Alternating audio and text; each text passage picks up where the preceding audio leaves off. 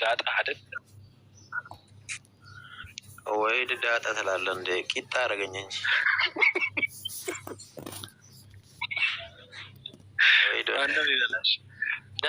ምንም። ኧረ በእናትህ አጨቅጭቀኝ ምናምን ስለው እኮ ምንም አይለኝም። ሌላ ሰው ቢሆን እኮ ወርታች ነው የሚሸኘው። እኔን በቃ ይሞክርብኛል። በቃ ምንትኑ ራሱ የላብራቶሪ ሞከራው ራሱ በጣም እየተሳካለ ስለሆነ በቃ ታውቃለህ፣ ተመቻቸል። ተመላለሰባ እያየሁት ነበረ። እንዴት ነው ወይ እንደዚህ አይነት ነገር እንትን አይልም። አንተ ደግሞ እንደፈለግ እየውት ዝም አለ።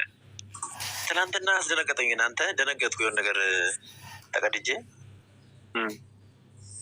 እንትን ጠየቅኩት። ታውቃለህ ምንድን ነው ማለት በቃ በጣም የሚያስተምረው ትምህርት የመጨረሻ ረካው። ታውቃለህ በቃ የሆነ ሳር አግኝቼ ተኝቼ የሰማው በቃ እርክት አልኩ። ነፍሴ ረካች። ከዛ ምንድን ነው ወይ ማታውቀው ምናምን ብዬ ጠየቅኩት። እንደዚህ አይነት ጥያቄ ትጠይቃለህ አለኝ። በቃ ስልኩን ለቀኩት። ራሱን እንትን አያደርግም እኮ ምንድነው ይሄ ከፍ ከፍ አያደርግም። ለዛ ነው ትህትና አለው። ያገኘ ጫማን ይጠርግልሃል ዝቅ ብሎ ምንም ችግር የለበትም። በጣም አሪፍ ሰው ነው፣ መልካም ሰው ነው። ግን አንተ ላይ የሚያደርገው ትግል ግን እኔ በጣም የደነቀኝ የገረመኝ እኔን ይጨክንብኛል። በቃ እኔን ሊያጨልለኝ ገረዘ። አይምሮውን እኮ ነው የገረዘ። አንተ ሸረፈቴን አይደለም አይምሮውን ነው የገረዘኝ። እውነቴን ስማ ወይ የሆነ ሰው ማለት ነው ሶሻል ሚዲያ ያለ ሰው ሲጠመቅ ምናምን በሶሻል ሚዲያ ተለቆ ማለት ነው። ኮመንቱ ስር ምንም ባነብ ጥሩ ነው።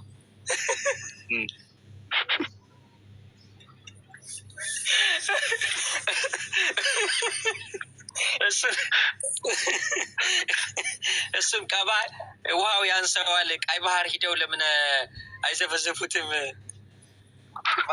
እኔን ነው አንተ ወይ ገባኝ። ማን እንደሆነ ገባኝ። ሰውዬው ገብቶ ቃል አይደለ ምላሱንም በጠበቁት እያሉ ነበረ። ምላሱን ጠብቀውት ኮመንት ነው የመጨረሻ ያስቃሉ። አብሽር ዱከም አብሽር። አይ ዱከምን እኔ እኮ በጣም ምንድን ነው ወሂድ በጣም ሰላም አለይኩም ወረሕመቱላህ ወበረካቱ። ወንድም እህቶች ፊል ኢስላም ክርስቲያን ወገኖችም ሰላም ብያለሁ። ወአለይኩም ሰላም ወረሕመቱላህ ወበረካቱ። ኡስታዝ እንዴት ናችሁ? ሰላም ነው? ሰላም ነን አልሐምዱሊላህ። ሰላም ነህ? አልሐምዱሊላህ በኸይር። የቅድሙን ጨረሳችሁ እንዴ? ከፀሐይ ጋር የነበረው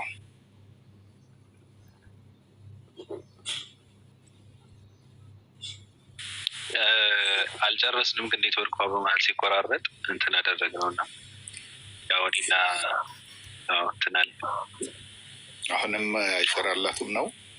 እስኪ ጠይቃት። ፀሐይ አለች፣ እየሰማች ነው?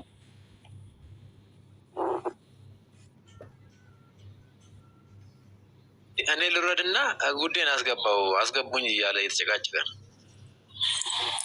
እኔ አልወርድላችሁን ችግር የለውም። አንተ ሳትሆን እኔን የምወርደው። ቆይ ያሲ አንተ ችግር የለም። ሀሰኔ ሆን አንተ አለው ከስሮና ቁጭ በል፣ አንተም ቁጭ በል፣ ችግር የለውም። አንዴ ቆይ ይገባል። እሺ ከኔ ጋር ሲሆን በደንብ አይሰማም። ምን እንደሆነ አላውቅም። ይሄ አስቸግሮኛል። ያንቺ ግን ይሰማል እኮ ያንቺ ግን ከቻል ማስተካከለሽው ተመለሰሽ ነው። የፀሐይ አክስቴ ፀሐይ እዚህ ጋር አንድ ኮመንት አያለው፣ አስተካክሏት ኮመንቷን። የኡስታዝ ወሂድ መምህር ናቸው የሚለው ኡስታዝ ወሂድ የምንተዋወቀው በእርግጥ ከዛሬ 15-20ዎቹ ዓመታት አካባቢ ጀምሮ ነው። ክርስትናው ላይ እያለ ፓልቶክ ላይ ዲቤት ላይ ነው የማውቀው እና እዛው ዲቤት ላይ ሆኖ ክርስትና ውስጥ ሆኖ ራሱ መምህራቸው ነበረ። ስለ እስልምናም እንደዛው ሲያስተምራቸው እኔ እስከዛሬም የሚገርመኝና ወደፊት የማረሳው ነገር ስለ እስልምና ከሀዲስ ሲጠቅስ ነቢይ መሐመድ ብሎ ሰለላሁ ዐለይሂ ወሰለም ይል ነበረ፣ ሳይሰልም ማለት ነው። እና ያኔም መምህር ነው፣ ሰልሞም መምህር ነው። ወሒድ ዑመር ማለት ነው። አላህ ይጠብቀውና እኔ እሱ መምህር አይደለሁም። እኔም በራሴ ተማሪ ነኝ። እሱም በራሱ እስላምን ተማሪ ነው፣ አስተማሪ ማለት ነው። እና እችን የጻፋችሁ አስተካክሉ። ጀዛኩሙላህ ኸይር። ለሁላችንም አላህ በቂ እውቀትን መጠቀሚያ እውቀትን ይስጠን። ከሁሉ በላይ አዋቂ አምላካችን አላህ ብቻ ነው ማለት ነው። አላበዛባችሁም። እሺ ፀሐይ፣ አሁን የእኛ ድምፅ ይሰማሻል ነው? እንዴት ነው? አሁን እየሰማሁኝ ነው። አሁን ይሰማኛል። ኦኬ እሺ። ከባቢሎን ጋር የጀመራችሁትን ጨርሷ ቀጥሉ። እኛ እኮ እየተማርን ነው፣ እየተከታተል ነው። እሺ። ኧረ ከእኛ ምንም የምትማሩት ነገር የለም። ቀጥሉ፣ አብሯች እንደው እርሶ ጋር ተቀጠል። ከፀሐይ ጋር በምንድን ነው ርዕስ በመረጣችሁት ነው ወይስ ሌላ ርዕስ ነው መመረጥ ያለበት? ወይ ዙሪያ ጀምራችሁ ነበረ? እስኪ ኢየሱስን አንቺ እንዴት ነው የምትገልጪው? ፀሐይ፣ ለእኔ እንድረዳ አጠራርገሽ አንድ ነገር ንገሪ። ከምታመልኪው አምልኮት አንጻር እንደ ክርስትናሽ ኢየሱስ ክርስቶስን የማን ልጅ ነው ትይዋለሽ? ደረጃውስ ምንድን ነው የምትይው? በዚህ ላይ ትንሽ ብንሄድ። አሁን እኮ ስለ ኢየሱስ ሲታሰብ ትንሽ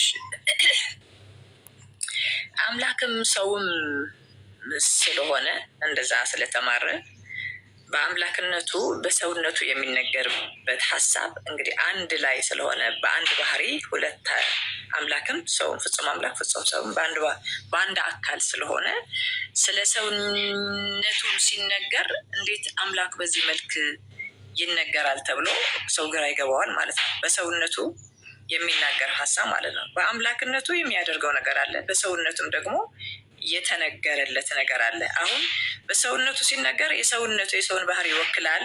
በአምላክነቱ ደግሞ የአምላክን ባህሪ ሲኖረው ደግሞ የአምላክነቱ ይወስናል። ይሄ ደግሞ የማይጨፈለቅ ነው ማለት የማይዋሃድ አንድ ወደማይሆን ግን በአንድ አካል ያለ የማይዋሃድ ወይም ደግሞ የማይነጣጠልም እንደገና ተጨፍልቆ እንደገና አንድ ያልሆነ ነገር ውህድ ያልሆነ ነገር ነው። አምላክም ሰው ነው። ስለዚህ ስለ ሰው ሲናገር ስለ ሰው የሰውን ፓርቲውን ይይዛል ማለት ነው። በአምላክነቱ ሲናገር ደግሞ የአምላክነቱን ክፍል ይዛል። በዛ ነው የተማርነው፣ በዛ ነው የምንገልጸው። አጠር አድርገን እንቀባበል። አንዴ ፀሐይ፣ በመጀመሪያ በአምላክነቱ ይሄ በሰውነቱ ይሄ ከማለታችን በፊት አምላክም ሰውም ለመሆኑ ማስረጃችን ምንድን ነው? ለሁሉ ጉዳያችን እንግዲህ ማስረጃዎቻችን መመሪያ መጽሐፎቻችን ናቸው። አንቺም እንደ ክርስትና መጽሐፍ ቅዱስ፣ እኔም እንደ እስልምና ቁርአን ማለት ነው። እስኪ ከመጽሐፍ ቅዱስሽ ኢየሱስ ክርስቶስ አምላክና ሰው ለመሆኑ ምንድን ነው ማስረጃሽ? እስኪ ጠቅስ አምጪልኝ። አምላክና ሰው መሆኑን ለምሳሌ ዓለምን በክርስቶስ ተፈጠረ ይለዋል። ዓለምን ለሱ ነው እግዚአብሔር በክርስቶስ ፈጠረው አለ። እንግዲህ ፈጣሪ ሰማይና ምድርን የፈጠረ ክርስቶስ እንደፈጠረ ቆላስይስ ላይ ይናገራል። ያልኩሽ ሁሉም ነገር በእርሱ ተፈጠረ። የአምላክነቱን ማስረጃ አይደል ያልከኝ? የምትሰጪኝ መረጃ ከመጽሐፍ ቅዱስ የሆነ ቦታ ላይ ገብተሽ ለምሳሌ አንድ ጢሞቴዎስ ምዕራፍ 2 ቁጥር 5 ላይ እነሆ አንድ እግዚአብሔር አለና በእግዚአብሔርና በሰው መካከል አንድ አለ፣ እሱም ሰው የሆነ ክርስቶስ ኢየሱስ ነው ይላል። ልክ እንዲህ አይነት ጥቅስ ጠቅሰሽ ኢየሱስን አምላክም ነው ሰውም ነው የሚልን ስጪኝ ማለት ነው። እኮ ቆላስይስ ላይ የጠቀስኩልህ ፈጣሪነቱን በእርሱ ተፈጠረ የሚለውን አምላክነት እንግዲህ ፈጣሪ ከሆነ የፍጥረት የዓለም ጽናፍ ዓለም የፈጠረ ፈጣሪ እንግዲህ ፈጣሪ ክርስቶስ ነው የፈጠረው ከተባለ ክርስቶስ ፈጣሪ አያስብለውም? እስቲ ቆላስይስን ክፈቱላት አንዴ፣ አንባቢ ወንድማችን አንዴ ክፈትላት እስቲ። ቆላስይስን ያለችውን ጥቅስ ንገሪውና ክፈተው፣ በቪዲዮ እንየው አይሻልም? አይመችሽም ብዬ ነው። አንቺ ምናልባት እያወራሽ እኔ ከፍታለሁ። ተስ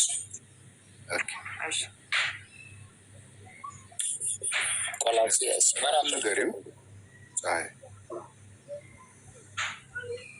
የመጨረሻው ክፍል አካባቢ መሰለኝ ምዕራፍ 4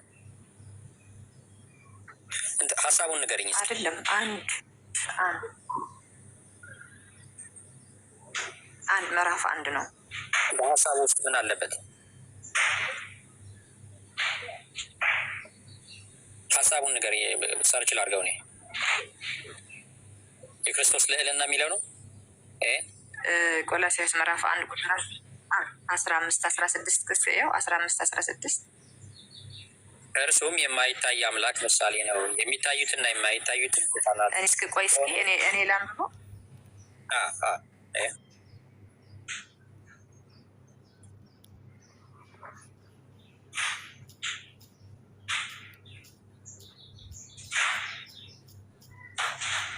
እኔ ላንብበው አግኝቼዋለሁ። እሺ እርሱም የማይታይ አምላክ ምሳሌ ነው። የሚታዩትና የማይታዩትም ዙፋናትም ቢሆን ወይም ጌትነት ወይም አለቅነት ወይም ስልጣናት በሰማይና በምድር ያሉትን ሁሉ በእርሱ ተፈጥረዋልና ከፍጥረት ሁሉ በፊት በኩር ነው። እሱም በእርሱና ለእርሱ ተፈጥሯል ይላል። ይህን በእርሱ ለእርሱ ተፈጥሯል። ሐዋርያው ጳውሎስ ነው አይደል የጻፈው ወደ ቆላስይስ ሰዎች። እዚህ ጋር አሁን ጳውሎስ ኢየሱስ ክርስቶስን አምላክ አድርጎ ሾመው ነው የምንለው በዚህ ጥቅስ መሰረት፣ ወይስ ኢየሱስን አምላክ ነው ብሎ ተናገረ ወይም መሰከረ ነው የምንለው? ከሁለቱ ለይልኝ። ምንድን ነው እያለ ያለ? እርሱ የማይታይ አምላክ ምሳሌ አለ። ምሳሌ ማለት የማይታይ አምላክ አለ። ስለ ኢየሱስ አይደለም የሚያወራው፣ ስለ ኢየሱስ ክርስቶስ እያወራ ነው እዚህ ጋር ሐዋርያው ጳውሎስ። እና ስለ ኢየሱስ ድፋይን ሲያደርገው ሲገልጠው፣ ስለ ኢየሱስ ሲናገርበት ማለት ነው። እርሱም የማይታይ አምላክ ምሳሌ ነው አለ። የሚታይ አምላክ ይሄ የሚታይ አምላክ ነው አለው። ይሄ በአካል ያለው የሚታይ፣ የማይታይ ደግሞ ሌላ እንዳለ ደግሞ ያመለክታል ማለት ነው። ስለዚህ የማይታይ አምላኩ ያ የማይታይ አምላክ ምሳሌ ነው ካለ በኋላ ከዛ ይቀጥልና ቆይኝ ከመቀጠሉ በፊት ትርጉሙን አይደለም ምን እያደረገው ነው አይደል ያልከኝ? እኔ የጠየኩሽን እኮ አልመለስሽልኝም። እኔ ያልኩት ኢየሱስ ሰውም ነው አምላክም ነው የሚልን ጥቅስ ነው የፈለኩት። ከቻልሽ እሱን ስጪኝ፣ ከሌለና የማታውቂው ከሆነ እናልፈውና ያው በዛው ላይ አውርተን ወደ ሌላ እንቀጥላለን። ይሄኛውን ምን አልከው? ይሄኛውን አሁን የያዝነው ጥቅስ በምንድን ነው? ለጠየኩሽ ጥያቄ መልስ አይሆንማ ይሄ። እኔ ያልኩት ኢየሱስን አምላክም ሰውም የሚል አንቺ ምሳሌ ነው ነው ያልሽኝ እኮ። ምሳሌ እንዳይሆን ደግሞ እግዚአብሔር ሆሴዕ ላይ እኔ አምላክ ነኝ እንጂ ሰው አይደለሁም ብሏል። ስለዚህ ምሳሌ ነው የሚለው ያፈርሰዋል።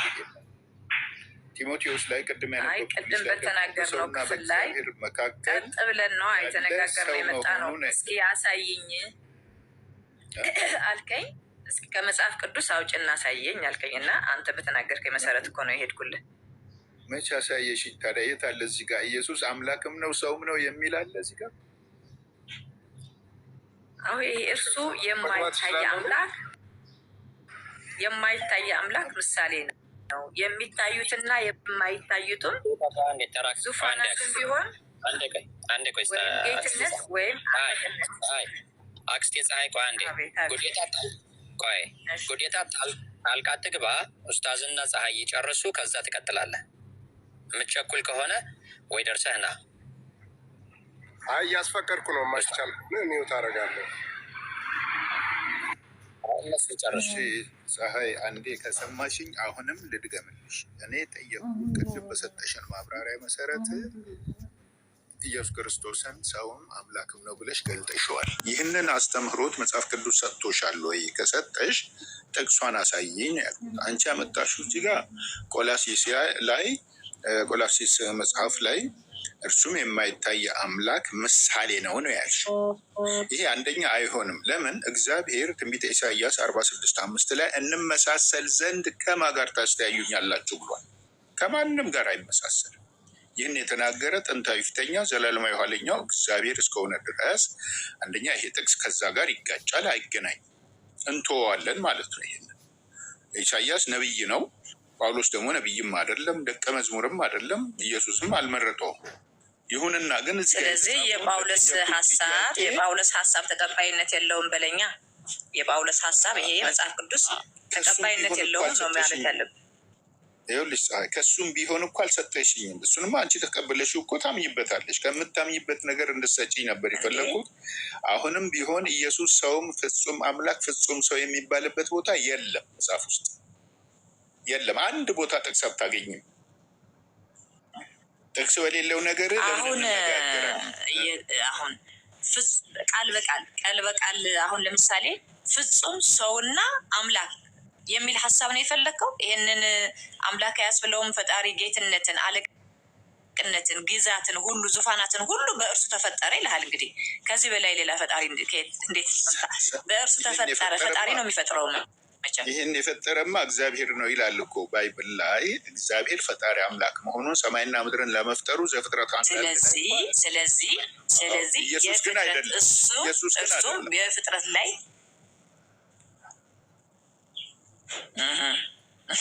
አሁን ኢየሱስ አይደለም፣ ቅድም ያልኩህን ነው ማለት ነው። ኢየሱስ የተባለው ይሄኛውን በሰውኛ ባህሪ የተጠራው ኢየሱስ ማለት የሰውን ባህሪ ያለውን ኢየሱስ ሳይሆን የአምላክ ባህሪ ያለውን ኢየሱስ እሱ ነው ፈጣሪው። አየህ፣ ሁለቱም ያስኬዱ ቅድም። ለዚህ ነው የአምላክ ባህሪ ያለው ኢየሱስ ፈጣሪ ነው። እንዲያውም እኔ እዚህ ሀሳብ ይሄ አሁን ቆላስይስ ላይ ያለው ሀሳብ ዘፍጥረት ምዕራፍ 1 ላይ ስናነብ በመጀመሪያ እግዚአብሔር ሰማይንና ምድርን ፈጠረ ይላል። በመጀመሪያ እግዚአብሔር እያለ ነው የሚሄደው እና እዚህ ጋር ደግሞ ዙፋናትም በምድር ላይ ያለውን ሁሉም በእርሱ ተፈጠረ ሲል ደግሞ ያው ኢየሱስ ክርስቶስ ቃል ስለሆነ የእግዚአብሔር ቃል ስለሆነ በቃሉ በክርስቶስ እንደተፈጠረ ደግሞ የሚያመለክት ሀሳብ አለው ማለት ነው። ይሄን ያለው ጳውሎስ እኮ ነው። እግዚአብሔር ለመፍጠሩ ብሉይ ኪዳን ላይ ካገኘን በቂና በቂ ነው። በቃ እግዚአብሔር ፈጣሪ ነው ብለን ብቻ ለምን ዝም አንልም?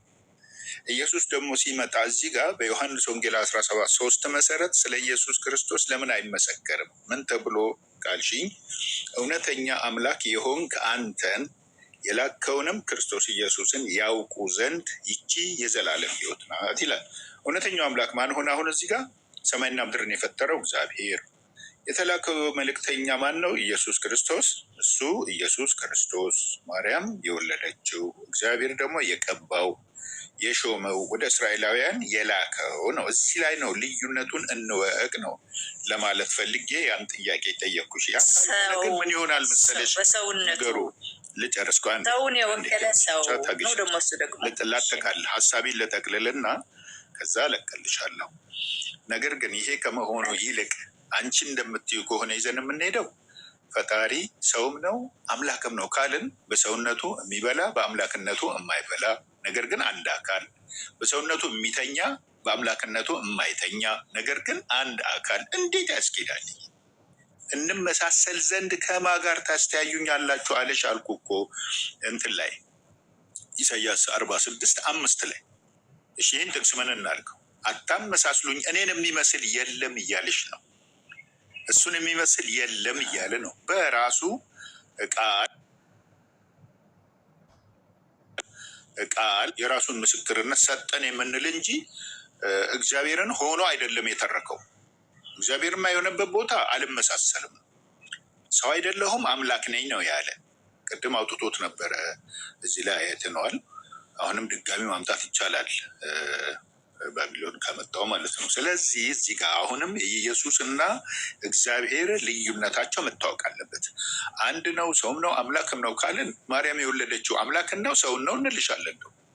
ሰውን ነው አምላክን ነው? አይ ሰውን ነው የወለደችው ልትይ ነው። ትክክል ነው። አዎ ሰውን ነው የወለደችው። ምንድን ነው ትጸንሻለሽ፣ ወንድ ልጅ ትወልጃለሽ፣ ስሙን ኢየሱስ ትይዋለሽ፣ እሱም ታላቅ ይሆናል። ሉቃስ ላይ ያለው አዎ ሰው ነው። ሰው ሆኖ ከተወለደ በኋላ ነው አምላክ የሆነው ወይስ ደግሞ አምላክ ከነበረበት ቦታ ነው ሰው ሆኖ የተወለደው? ወደዚህም ያመጣሻል። ይህም በራሱ ምላሽ የሌለው አባባል ነው። ሰዎች በአስተምህሮት የሚናገሩትን ንግግር ካለው ከሎጂኩ ጋር ግልጽ ከሆነው አስተምህሮት ጋር ግልጽ ከሆነው ከፈጣሪ ማንነት ጋራ ልናነጻጽረው ልናገናኘው አንችልም። እኔንና አንቺን ሁላችንም የሰው ዘርን በሙሉ ከአዳም ጀምሮ የፈጠረ አምላክ ከጊዜ በኋላ አምላክነቱን ትቶ ነው ሰው የሆነው ወይስ ደግሞ ከተወለደ በኋላ ነው እንደገና ተመልሶ ወደ አምላክነት የሄደውና ነው አምላክም ሰው ነው ብለን የምናስበው ወይስ እንዴት የሚለው ጥያቄም ይመጣል። ከዚህ አንጻር ነው የጠየኩሽ ማለት ነው።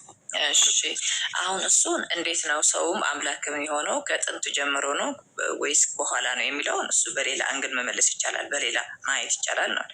ግን አሁን እየተናገርንበት ያለ ነው ክፍል ለምሳሌ የሐዋርያ ጳውሎስ መልእክት ካልተቀበል ነው አስቸጋሪ ሊሆን ነው ማለት ነው። ምክንያቱም የሐዋርያ ጳውሎስ በመልእክቶች ከመልእክቶች በላይ የጻፈው ሐዋርያ ጳውሎስ ወደ 14 መልእክት ጽፏል ማለት ነው። ሐዋርያ ጳውሎስ ኢየሱስ ክርስቶስን ሲያሳድድ የነበረው ነገር ግን ኢየሱስ ክርስቶስ ራሱ የተገለጠለት የኔ ባሪያ ነህ ብሎ በመንፈሱ በእሱ ላይ በመንፈሱ ብዙ መልእክት የጻፈ ነው። መጽሐፍ ቅዱስ ብሉይ ኪዳን ያሉትም አዲስ ኪዳን ያለም ይጋጫል ብለን እኛ እናምንም። አይጋጭም ጭራሽ። ምክንያቱም በአዲስ ኪዳን ላይ ያሉ ድርጊቶች ወደ ኋላ እየሄዱ ከመጽሐፍ ቅዱስ ከብሉይ ኪዳን እየጠቀሱ ናቸው። የነቢያት የተናገሩትን እያመጡ እንደ ማስረጃ ያስቀምጡታል። አዲስ ኪዳን ላይ ኢየሱስም እንደዛ ሲያደርግ ነበር ማለት ነው። እና ኢሳያስ ላይ አንተ አሁን ስለ ኢሳያስ ትንቢተ ኢሳያስ ባለፈው ከሀሰን ጋር ስናወራም ራሱ ትንቢተ ኢሳያስ ላይ ያለው ራሱ ሁሉንም አትቀበሉትም። ይሄ አሁን ይሄ ራሱ እርስ በርስ የሚጋጭ ሀሳብ ነው። መጽሐፍ ቅዱስ አንዱን ክፍል ሲጻፍ ለምሳሌ ኢሳያስ 66 ምዕራፎች አሉት። 66ቱን ወይም 66ቱን እንዳለ ሪጀክት ማድረግ ተቀባይነት የለውም ማለት ነው። ወይም ደግሞ 66ቱን እንዳለ መቀበል። ከ66 ክፍል ምዕራፍ 14ቱን ወይም ደግሞ 50ውን ተቀብሎ 20ውን መካድ ወይም ደግሞ ሪጀክት ማድረግ እንዴት ይሆናል? ስለዚህ ኢሳያስ ላይ ስለ ኢየሱስ ክርስቶስ የተናገረበት ክፍል ደግሞ አለ። ስለ ኢየሱስ አለቃ እንደሆነ ጌታ እንደሆነ አለቅነቱ በጫንቃው ላይ ይላል። የዘላለም አምላክ ይለዋል። የሰላም አለቃ ብሎ ገልጦታል። ሁሉንም መቀበል ወይም ሁሉም መቶ ማለት ነው የመጽሐፍ ቅዱስ። ምክንያቱም እርስ በርስ የሚጋጭ መንፈስ ያለው የመጽሐፍ ቅዱስ ክፍል የለም። ሐዋርያ ጳውሎስ ያስቀመጠው ይሄ የሐዋርያ ጳውሎስ ነው፣ ይሄ የኢሳያስ ትንቢት ነው፣ ይሄ የኤርሚያስ ነው ተብሎ አሁን እንዳለ 14ቱ መልእክት የተወውን የሐዋርያ ጳውሎስ ልንጥለው ነው ማለት ነው። ያ ደግሞ ይሄ ደግሞ አያስኬድም፣ እርስ በርስ ይጋጫል መጽሐፉ። ሁለተኛ ነገር ደግሞ ይሄ መጽሐፍ እናንተ ሙስሊሞች የምትቀበሉት መጽሐፍቶች በክፍፍል መጽሐፍ አንዱ መጽሐፍ ላይ የተከፋፈለ ሀሳብ የለውም።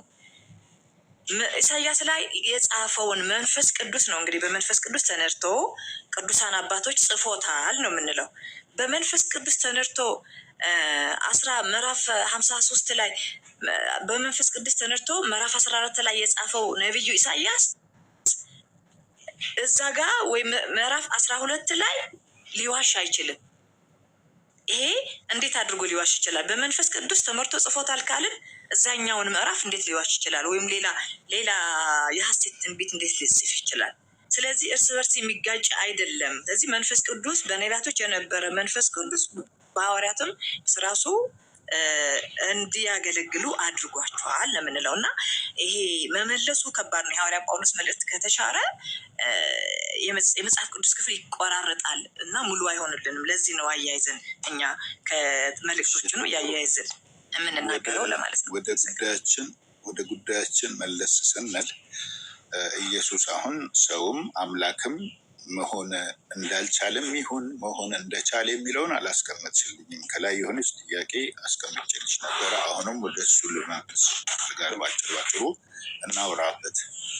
ኢየሱስን የወለደችው ማርያም ናት።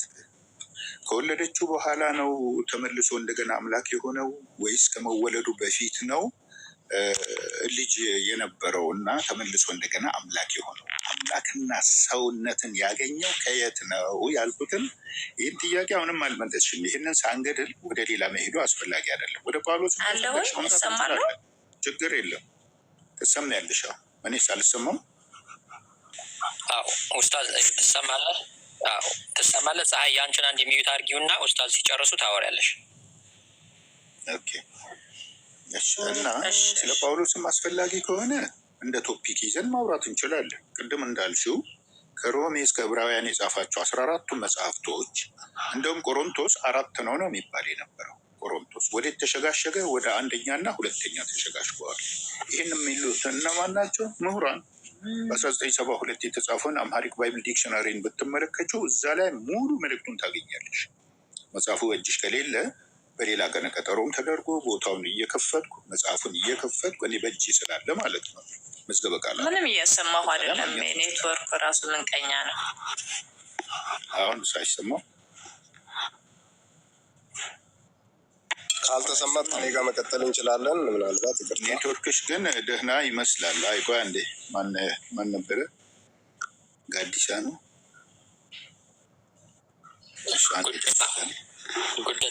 ጉደታ። እሺ ይቅርታ ኡስታዝ፣ እሷ ካልተሰማት እንቀጥል። ቆይ አንዴ ጉዴታ። እሷ በተናገረችውን ፀሐይ በተናገረችው ነገር ላይ ኡስታዝ ማጠቃለያ አድርግና ኢንሻአላህ ከጉዴታ ጋር እንቀጥላለን። ባዲ ከፈቀደ ግን ብትሰማ ጥሩ ነበረ። ምክንያቱም ከእሷ ጋር ነው የጀመርነው። የምትሰማም ከሆነ ፀሐይ አሁን ሚዩትሽን አንስተሻል። እስኪ ንገሪን አሁን እሱ እንዲቀጥልም ፈልገሽም ከሆነ አሳውቀን እና ከእሱ ጋር እንቀጥላለን። ሚዩትሽን ተዘግቶ ነበር እንዴ? ተዘግቶ ነው የነበረው። አሁን እሳቸው ያወሩትን ምንም አልሰማሁም። በቃ ሲያወሩት የነበረ ምንም አልሰማሁም። አሁን አይሰማሽም? አሁን ክፍት ነው። አሁን ምንድን ነው? በምኑ ላይ ቅድም ያወራሁትን ሰምተኛል አይደል? እሱን ሰምቼሻለሁ። እኔ እያወራሁ ነበረ። ላሳጥርልሽ እና ልቀጥለው። ችግር የለም፣ መመለስም እችላለሁ። ቅድም ያወራነው ወደ ነበረው እንመለስበትና አሁንም ማርያም ኢየሱስን ከወለደችው በኋላ ነው ወይ አምላክነትን ያገኘውና ሰውና አምላክ የተባለው ነው? አንዱ ጥያቄ ይሄ ነው። አይ ከመወለዱ በፊት ነው ሰው የነበረውና አምላክም የነበረው። እነ ሙሴ እና አብርሃምም ያመልኩት የነበረው እግዚአብሔር ሰውም አምላክም ነው ብሎ ያመልኩት ነበር ወይ ብዬ ጠይቄሽ ነበረ። ከቻልሽ አሁንም ለዚህ መልስ ስጪኝ። ማርያም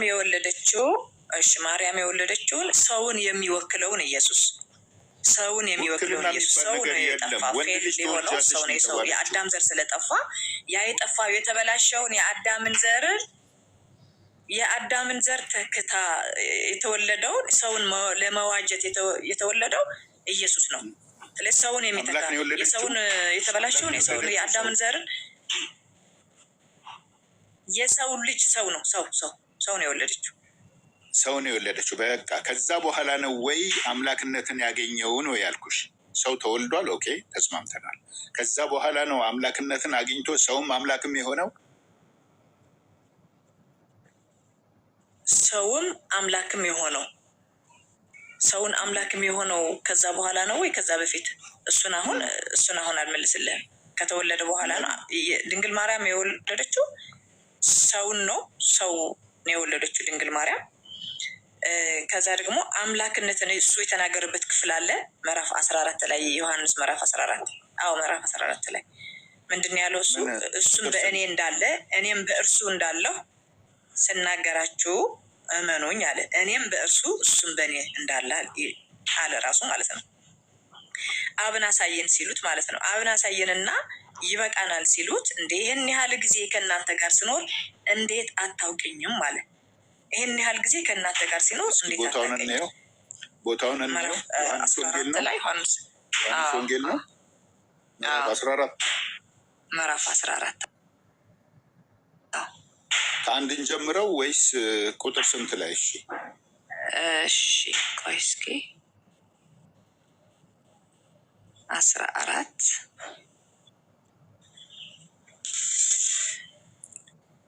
እውነትም መንገድም ሕይወትም እኔ ነኝ የሚለውን የፈለግሽው 14 ምዕራፍ 10 ልባችሁ አይታወቅም፣ ልባችሁ አይታወቅ፣ በእግዚአብሔር እመኑ፣ በእኔም እመኑ። በአባቴ ቤት ብዙ መኖሪያ አለ፣ እንዲህም ባይሆን ባልኋቸው ነበር እያለ ሄዶ ከዛ ቶማስም ጌታ ሆይ ያለው ቁጥር 5 ላይ 14:5 ቶማስም ጌታ ሆይ ወደምትሄድበት አናውቅም፣ ወዴት እንደምትሄድ አናውቅም አለው።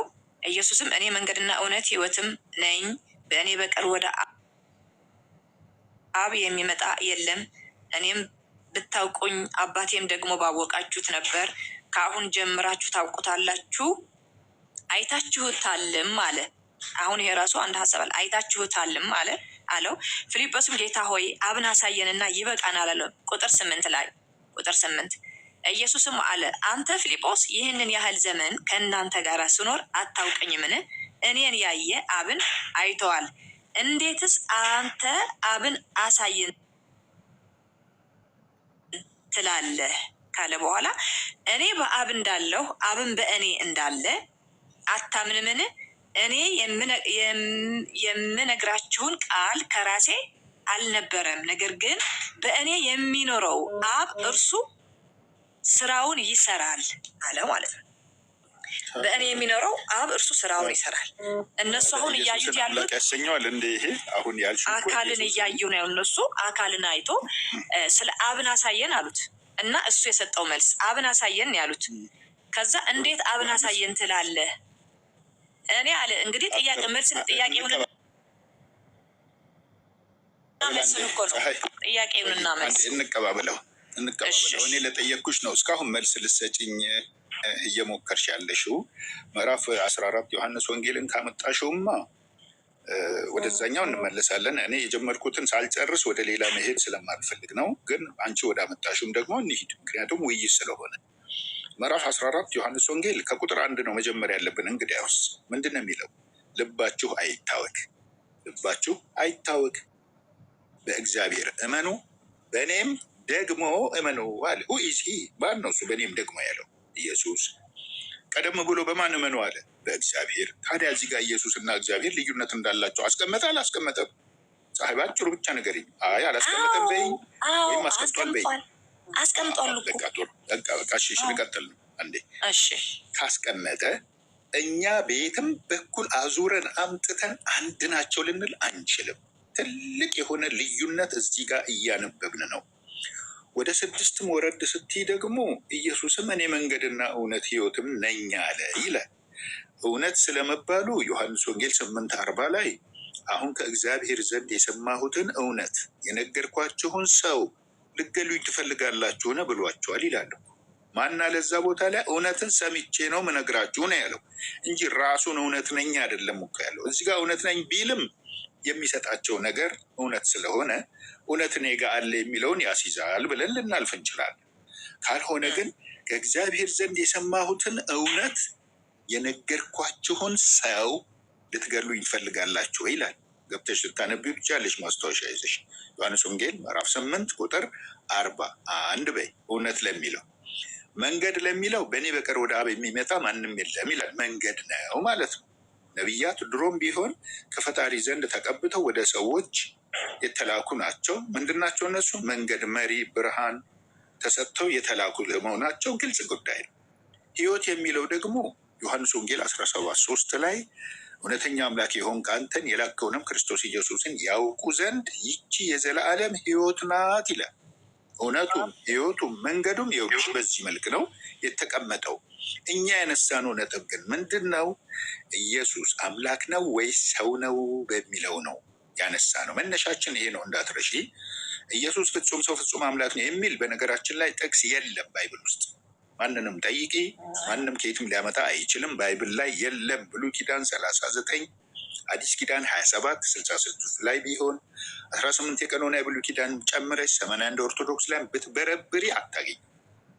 የለም እንደዚህ አይነት ጥቅስ። አንድ ይሄ ነው። ሁለተኛ ሎጂካሊም ስንመለከተው ፍጹም ሰው ተብሎ ፍጹም አምላክ አይባልም። አንድ ነገር በአንድ ነገር ላይ ነው ፍጽምና ሊኖረው የሚችለው።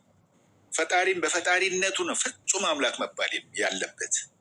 ፍጹም አምላክ ከተባለ በኋላ እግዚአብሔር እንደገና ፍጹም ሰው ከሆነ አታመሳስሉኝ እያለ እየከለከለ እንደገና ከቶ እንዳንተ ያለ ማንም የለም ብሎት ዳዊት እየዘመረ ነቢያት በሙሉ ሙሴን ጨምሮ ሁሉም እስራኤል ሆይ ስማ አምላካችን አንድ እግዚአብሔር ብቻ ነው ብለው እየሰበኩ ሌሎች ሰዎች መጡና እዚህ ጋር ከጊዜ በኋላ በረፈደ ሰዓት ከማርያም መወለድ መፈጠር በኋላ ከሷ ብራክ የተገኘውን ኢየሱስን ወደ አምላክነት ወስዶ ማምለክም ሆነ ከፍ ማድረግ የሰው ልጅ መብቱ አይደለም።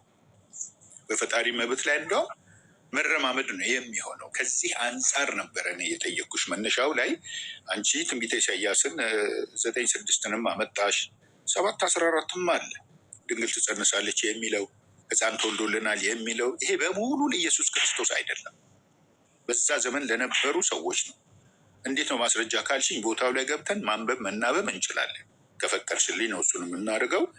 አሁን ግን እዚህ ጋር ኢየሱስን በደንብ አድርጎ ባይብሉ ለይቶታል። ከእግዚአብሔር እና ከራሱ በመካከል ያለውን ልዩነት ቁልጭ አድርጎ አስቀምጧል። አንደኛ ጢሞቴዎስ ምዕራፍ 2:5 ያልኩሽ ላይ ቅድም እነሆ አንድ እግዚአብሔር አለና አለ ኢየሱስ አለው ጳውሎስ። እንግዲህ ቅድም ቆላሴስ ላይ የተላለፈውን መልእክት እንዳለ ይቀመጥ። እዚህ ጋር ደግሞ ስሚ፣ አንድ እግዚአብሔር አለ አለ። በእግዚአብሔርና በሰው መካከል አንድ አለ፣ እሱም መካከለኛው አለሽ፣ ሰው የሆነ አለሽ፣ አምላክ ያልሆነ ጌታ ፈጣሪ ያልሆነ መልአክ ያልሆነ ግን ሰው የሆነ ክርስቶስ ኢየሱስ ነው አለሽ። እግዚአብሔርና ኢየሱስን ምን አደረገው? ለይቶ ቁልጭ ፍንትው አድርጎ አስቀመጠልሽ ማለት ነው። አንቺ እዚህ ጋር መጽሐፉንም እያነበብሽ የራስሽንም እያመጣሽ ሁለቱን መቀላቀል ይቻላል? አይቻልም። መጽሐፉ ነው ሰውን ሊያስማማ የሚችለው። በተጋጨበት ቦታ ላይ ተጋጭቷል፣ ታልፊያለሽ። በተስማማበት ቦታ ላይ ግን ሄደሽ ስምምነቱ ምን ላይ እንደሆነ ታረጋግጫለሽ ማለት ነው። ሆሴ ላይ ቅድም ጠቅሼዋለሁ። ትንቢተ ሆሴ ላይ እኔ እግዚአብሔር አምላክ ነኝ እንጂ ሰው አይደለሁም አለሽ። ኢየሱስ እሳ ሰው ነው፣ ሕፃን ተብሏል። ሕፃን ተብሏል። እሺ አቶ መሐመድ እሺ ጣልቃ ልግባና እዚህ ጋር አንድ ላይ እንዲገባኝ አሁን ሁላችንም በመጽሐፍ ቅዱስ እያወራን ነው። አሁን እርስዎ ልበል ወይ እንጃ መጽሐፍ ቅዱስን ጠቅሶ እየተማማርን ነው። ከመጽሐፍ ቅዱስ ነው እንግዲህ እያስተማሩኝ ያለው ማለት ነው። መጽሐፍ ቅዱስ ጥቅሶችን አውጥቶ፣ ስለዚህ መጽሐፍ ቅዱስ ለመከራከሪያ ነው ወይስ ለመተማመኛ እናንተ የተጠቀማችሁበት ያላችሁት እናንተ ታውቃላችሁ። ይሄ መጽሐፍ ግን ያም ሆነ እየተወያየንበት ካለ መጽሐፍ ቅዱስን ገልጠን መጽሐፍ ቅዱሱ የሚናገረው ትርጉሙ እንደዚህ ነው፣ እናንተ ትርጉምን ገልብጣችሁት ነው እንጂ እየተናገርበት ያለው ክፍል ትርጉሙ እንደዛ ለማለት አይደለም ከሆነ ኮንሰፕቱ ሀሳቡ ማለት ነው። መጽሐፍ ቅዱስ ለመናገር የፈለገው እንዲህ ነው፣ እናንተ ተማሪዎች ወይም ክርስቲያኖች ደግሞ እንዲተረጎማችሁት ትርጉምን እያስተካከላችሁልን ከሆነ ትርጉም በትርጉም ነው የሚታየው። ሁሉ እሱ አይደለም እያልኩ ያለው ፀሐይ። ቆይ እዚህ ጋር ሚስ አንደርስታንዲንግ አለ። አስተካክልኝና ይዘሽ ቀጥይ። አስተካክለሽ አንዴ ምን መሰለሽ፣ እንደሱ አይደለም እያልን ያለ ነው እኮ። እሱንም አለማለት የት መሄድ አለብን መሰለሽ? እኔም አንቺም እንደ አንድ ቶፒክ በመጽሐፍ ቅዱስ እና በቁርአን ዙሪያ የመጽሐፍትን ግንዛቤ ለማግኘት እንወያይ ብለን ቶፒክ ስንመርጥ ነው ወደዛ የምንሄደው። አሁን ግን እዚህ ጋር መረጃዎቻችንን ኮት የምናደርገው ከመጽሐፍት ስለሆነ ነው። አንዳንድ ቦታ ላይ እየገባን ልዩነቶች ያገኘንበት ቦታ ያነሳ ነው። መጽሐፉንማ ሙሉ በሙሉ ለመተቸትም ይሁን ለማጽደቅም ይሁን ለማመንም ይሁን በዛ ዙሪያ ላይ ስንወያይ ብቻና ብቻ ነው። እሺ አሁን ምን እንበለው? እሺ ምዕራፍ ዮሐንስ ወንጌል ምዕራፍ 14 ቁጥር 9 ላይ ያለው አሁን እርሶ እያስረዱኝ ካለ ሀሳብ ጋር መጀመሪያ ባነሳነው ላይ እንስማማ። ኢየሱስ አምላክም ሰውም ነው ብለሽኛል። እዛው ነን ያለው። ማስረጃ አላመጣሽም። ኢየሱስ አሁን አምላክም ሰውም ቅንነት ይኖረን እና መጽሐፍ ቅዱስ ላይ ፍጹም ሰው ፍጹም አምላክ የሚል የለም።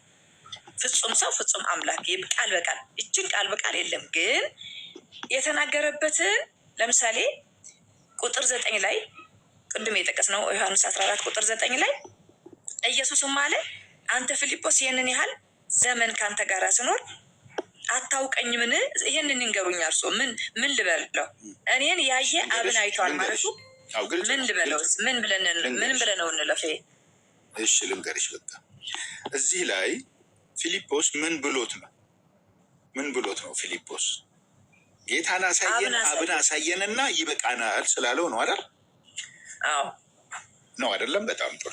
ከዛ በስተፊት ግን ኢየሱስ ያስተምር የነበረው ነገር ምንድን ነው? አብን ነበር ሲሰብካቸው የነበረው። ስለዚህ ያንን አብን ማየት ፈለገ ፊልጶስ። እዚህ ጋር ደግሞ ዮሐንስ ወንጌል 1:18 ላይ እግዚአብሔርን ያየ ከቶ ማንም የለም፣ በእቅፉ ያለ አንድያ ልጁ እሱ ተረከው ይላል። እዚህ ጋር ፈጣሪ ሊተርክላቸው የሚችለው በስራው እንጂ በማንነቱ ሊያሳያቸው አይችልም። እኔን ያየ ያለው ከአብ እንደሰማሁ እናገራለሁ፣ እንደሰማሁ እፈርዳለሁ፣ ፍርዴም ቅን ነው፣ የላከኝን አምላክ ፈቃድ እንጂ ፈቃዴን አልሻም ብሏል እኮ ዮሐንስ ወንጌል 5:30 ላይ ማለት ነው የጠየቀው። ማንነትን ነው የጠየቀው እንጂ ስለ ፍቃድ አይደለም። ማንነትን ነው የጠየቀው። አብን አሳየንና ይበቃናል። እሱን ነው እኮ የምናገረው። እሱን ነው የምናገረው። አሁንም ቢሆን ኢየሱስ እኮ አብን አላሳየውም እኮ። ፊልጶስም የጠየቀው ማለቱ ነው አብን አሳየን ያለው እንጂ እኔን ያየ አብን አይተዋል ማለቱ ምን ማለቱ ነው? ስራውን ነው፣ በስራው ነው። አብ የሚሰራውን ስራ ነው ኢየሱስ የሚያስፈጽመው እኮ እንጂ ድሮስ ኢየሱስ በእኔ ውስጥ እኔ አይደለሁም። እኔ በእኔ ውስጥ እየሰራ ያለው አብ ነው እንጂ የእኔ ስራ አይደለም እየሰራሁ ያለሁት። በእኔ ውስጥ ሆኖ እየሰራ ያለው አብ ነው አለ። ጥሩ እሺ፣ እኔ ነኝ አብ ለምን አላለውም? እሺ እንደዛ ከሆነ እኔን ያየ አብን አየ ነው እንጂ ያለው እኔ ራሴ አብ ነኝ መች አለው? እስቲ ንገረኝ አንቺ ራስሽ። አሁን የማይታይ ባህሪ አለ። የማይታይ ባህሪውን እየገለጠው ነው። እንደውም ጠየቀው። የማይታይ ባህሪውን አለ። የሚታይ ባህሪውን አንተ ይኸውልሽ፣ ቆይ እዚህ ጋር መጨረሻ ላይ እኮ ጠየቀው እኮ ጥያቄ ራሱ ኢየሱስ ማንን ጠየቀው? ፊልጶስን ጠየቀው። ምን ብሎ እንዴትስ አንተ አብን አሳየን ትላለህ አለው። አብ ነኝ አላለውም። እኔን ያየ አብን አየ ነው ያለው። አብን ከፈለክ እኔን ተከተል እኔን እይ ለማለት እንጂ እኔ አብ ነኝ ማለት አይደለም። አስር ላይ ምን ይላል? እኔ በአብ እንዳለው እኮ እያብራራው ነው። የዘጠኝን ሀሳብ 10 ላይ እያብራራው ነው። እኔ በአብ እንዳለው አብን በእኔ እንዳለ አታምንምን? እኔ የምነግራችሁ ቃል ከራሴ አልነበረም፣ ነገር ግን በእኔ የሚኖረው አብ እርሱ ስራውን ይሰራል። በእኔ የሚኖረው አብ እርሱ በእኔ የሚኖረው አለ። በእኔ የሚኖረው በእርሱ ውስጥ የሚኖረውን አብ ስራ እየሰራ ነው ማለት ነው። በክርስቶስ ውስጥ ያለው አብ ስራ እየሰራ ነው። ስለዚህ ሁለቱም ባህሪ የሚያስብለው ይህንን ነው። ሁለቱም ባህሪ እዚህ ጋር የሰው አካል አለ፣ የሰው ባህሪ አለ። በእርሱ ውስጥ ያለ ደግሞ ሌላ ባህሪ ደግሞ አለ። እስከ 13 ድረስ ብታነቢው ሁሉንም እያስማማን እውነት እውነት እላችኋለሁ በእኔ የሚያምን እኔ የማደርገውን ስራ ሁሉ ደግሞ ያደርጋል፣ ከዚህም የሚበልጥ ያደርጋል።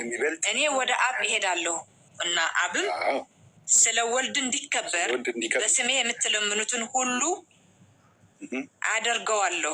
ይሄ ደግሞ ሌላ ነገር ነው። ደግሞ እዚህ ጋር የተናገረው እኔ በአብ እንዳለሁና አብም ስለ ወልድ እንዲከበር አለ። አብም ስለ ወልድ እንዲከበር በስሜ የምትለምኑትን ሁሉ አደርገዋለሁ ነው ያለው። ደግሞ አድራጊ ነው በስሜ። አሁን ይሄ ራሱ አንድ መጠይቅ አለው። እየተናበብን እኮ ነው። እኔም ከፍቼ እኮ ነው ባይብልን ከፍቼ እኔም እየተከታተልኩሽ ነው። አንቺም ከፍተሽ እያነበብሽ አይደል? እዚህ ጋር አሁንም ቢሆን ኢየሱስ ወደ አብ የሚለውንም ቃል ያዢ፣ እኔ አብ ነኝ እንዳላለ አረጋግጪ። ከጥቅሱ አንጻር እያልን ያለነውና መነሻችን ግን ምንድን ነው? ኢየሱስን አብም ነው ሰውም ነው ብለሽኝ ስለነበረ ነው። አምላክም ሰውም ነው ብለሽኝ ስለነበረ ነው። እዚህ ጋር ግን የኢየሱስንም የእግዚአብሔርንም ማንነት በልዩነት ነው ያስቀመጠው። ዮሐንስ ወንጌል ራሱ አንቺ ያመጣሽው ጥቅስ በሙሉ እስካሁን ስናነበው የነበረው በሙሉ ኢየሱስን አምላክ አያሰኝም። ኢየሱስን አምላክ አያሰኘውም። ኢየሱስን አሁንም እዚህ ጋር ልጅ ነው የእግዚአብሔር ወይስ ደግሞ ራሱ እግዚአብሔር ነው ወይስ ደግሞ መልእክተኛው ነው ምንድን ነው ተብሎ ቢጠየቅ አሁንም መልስ የለም። ተግባባን? ልናገኝ የምንችለው ግን መልስ ምን ላይ ነው?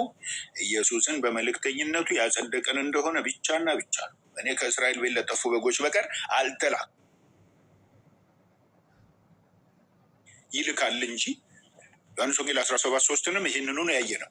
ዮሐንስ ወንጌል 17:9ም ይህንኑ ይናገራል። ከፍ ብለሽ ማለት ነው። አቶ መሐመድ ልበል። አቶ መሐመድ ሀሳቤን ልሰብስብልሽ በአንድ ጊዜ።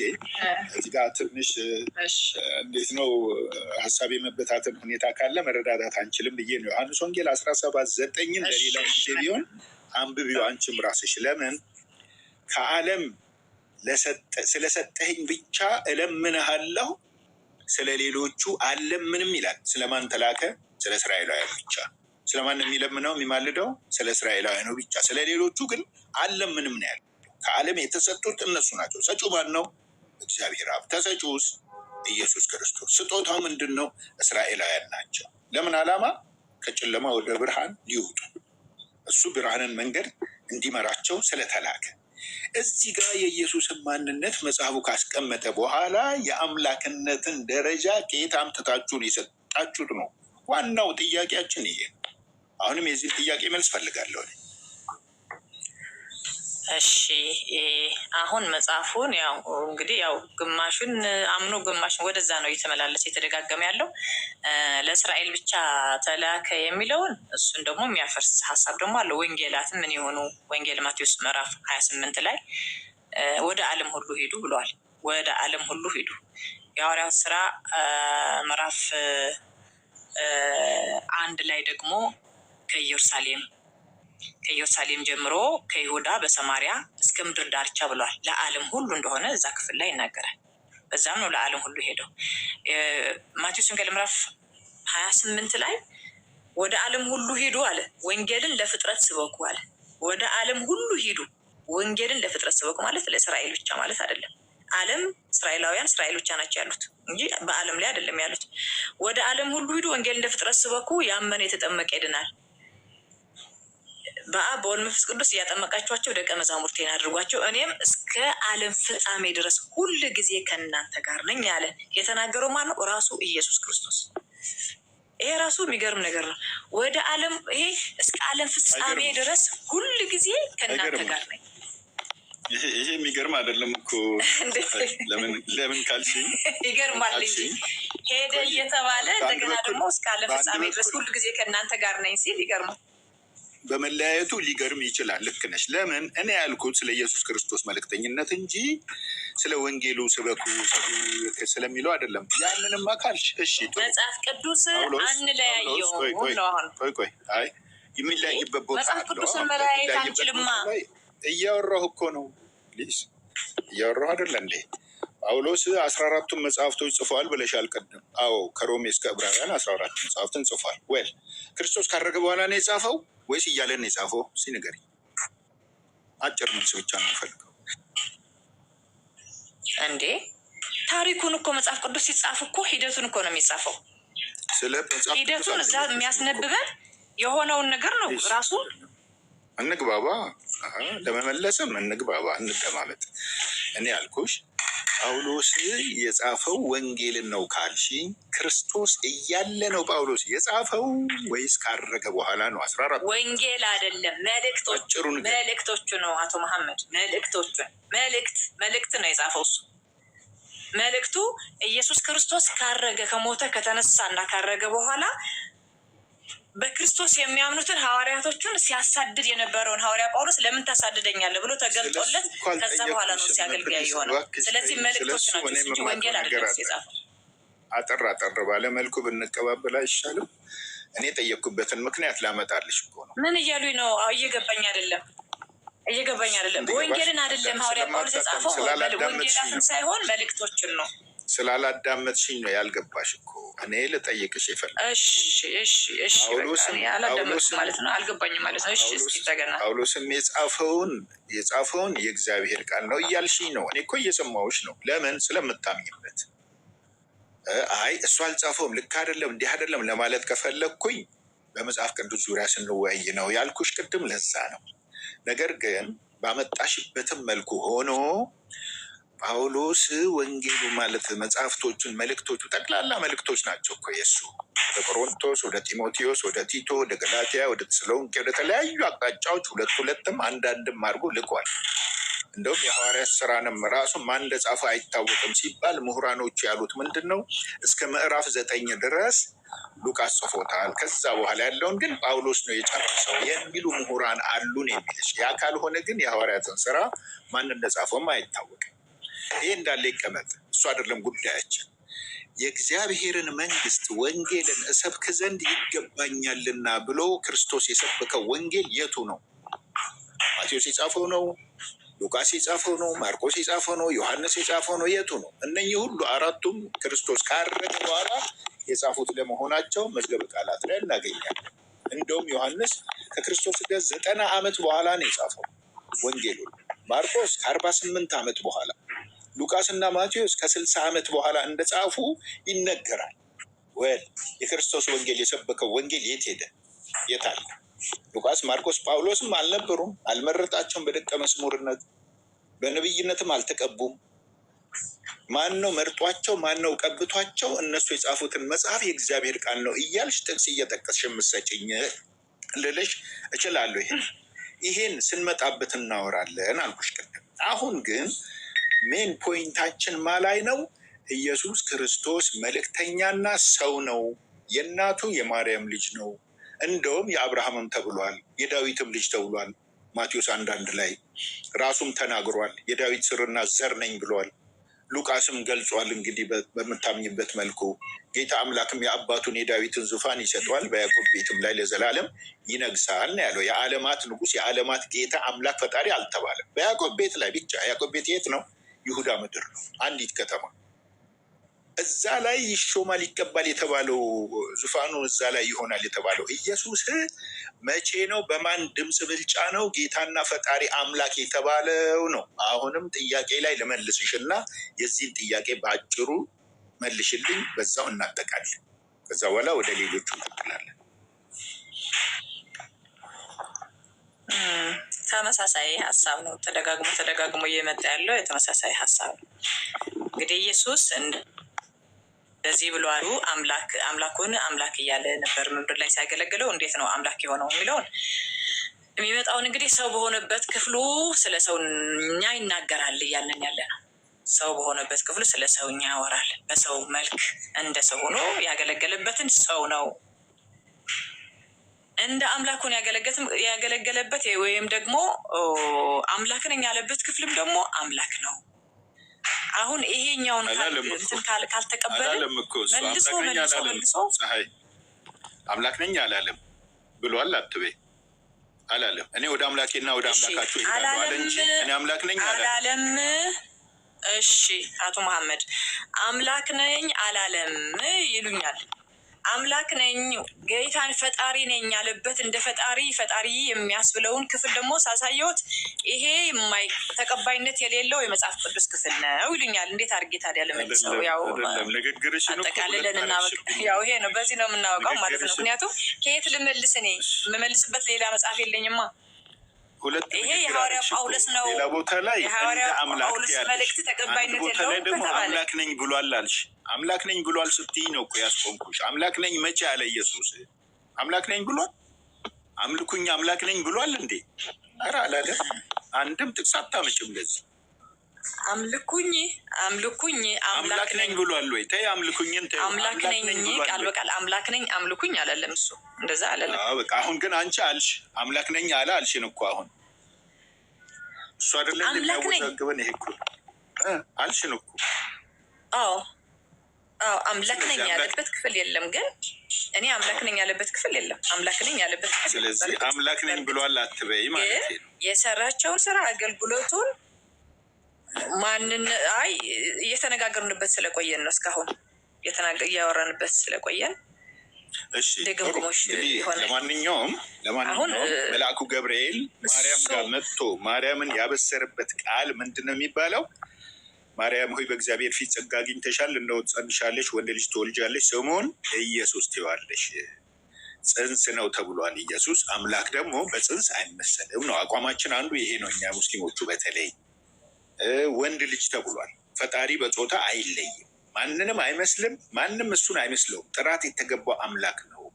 በዚህ ላይ አንድ እንሆን የፈጠረንን አምላክ በአንድነቱ በኃያልነቱ በማንነቱ አውቀ ነው እናምልከው ነው እያልን ያለ ነው። ብዙ ጊዜ ክርክራችንም እዚህ ላይ ነው ፎከስ የሚያደርገው። የሚያጣላም አይደለም ይሄ። በእርግጥ አምላክ ሁላችንንም ፈጥሮናል፣ እሱም ብቻ እናምልከው ማለት አያጣልም። ታዲያ ኢየሱስ እንኳን ትሉታላችሁ ከተባለን እኛ ሙስሊሞቹ ጋር የረገጠ በቂ ምላሽ አለ፣ ከነ እናቱ ታሪክ ጭምር። የእናቱ እናት ራሷ የሰራችው ታሪክ አለ፣ የተናገረችው ንግግር አለ፣ የጽድቅ ንግግር። ይህን ሁሉ አላስተረፈም። ቁርአኑ ሞልቶ ያስቀመጠው ነገር አለ። ማርያምን በጸነሰቻት ጊዜ ቃለት ረቢ ኢኒ ነገርቱ ለከ ማ ፊ በጥኒ ሙሐረረን ፈተቀበል ሚኒ አለች ወደ ፈጣሪ። ጌታዬ ሆይ ሆዴ ውስጥ የጸነስኩትን ጽንስ ለአንተ ተሳልኩኝ። ለምን? ያንተ አገልጋይ እንዲሆን ማለቷ። በኋላ ላይ ስትወልዳት ማን ሆነች? መሬም ሆነች። ቃለት ኢኒ ወዳዕቱሃ ኡንሳ፣ ጌታዬ ሆይ ሴት ሆነች የወለድኳት አለች። ወንድ ነበር የከጀለችው። ፈለይሰ ዘከሩ ከልኡንሳ ወንድ እንደ ሴት አይደለም። ፈጣሪ እሱ የፈጠረውን ሁሉን ነገር አዋቂ ነው አለ። እሷኑ ራሷን በጽድቅ ተቀበላት። ማንን? መርየምን። የት ነው እንድታደግ የተደረገው? ቤተ መቅደስ ውስጥ። እነማን አሳደጓት? ነቢያት። በነቢይ እንክብካቤ ስር እንድታደግ ተደረገች። ማን? ዘከሪያ፣ ዘካርያስ ማለት ነው ለባይብል። ከዛ በኋላ እድገቷን እየጠበቀች ስትጓዝ ወደ መውለጃዋ ጊዜ ብስራት እስከሚመጣላት ጊዜ ድረስ ከቆየች በኋላ ቁርአናችንም ላይ እንደተቀመጠው በቁርአን ምዕራፍ 3 ሱረቱ አሊ ኢምራን የሚባል አለ። ምዕራፍ 40 ቁጥር 45 ላይ ኢዝ ቃለት ልመላኢከቱ ያ መርየሙ ኢነላሀ ዩበሽሩኪ ቢከሊመትን ሚንሁ እስሙሁ ልመሲሑ ዒሳ ብኑ መርየም ወጂሀን ፊ ዱንያ ወልአኺረቲ ወሚን አልሙቀረቢን ወዩከሊሙ ናሰ ፊል መህዲ ወከህለን ወሚን ሳሊሒን። ገና የወደፊት የሚሰራውን ስራ ህፃን ሆኖ ራሱ እንዲናገር እንደተደረገ ቁርአን ይተርካል። በእናቲቱ ስም በተሰየመው ምዕራፍ 19፣ በቤተሰቡ ስም በተሰየመው ምዕራፍ 3 ሱረቱ አሊ ኢምራን ማለት ነው። እዚህ ቦታ ላይ ሌሎች ምዕራፎችም ላይ በብዛት የእሷ ታሪኳ ተወስቷል። ነገር ግን ወላዲት አምላክ አይደለችም። የወለደችውም ልጇ አምላክ አይደለም። ነገር ግን ከታላላቆቹ ከባለሟሎቹ ነው ይላል ቁርአን ላይ። ደረጃቸው ከላቁ ነቢያት ነው።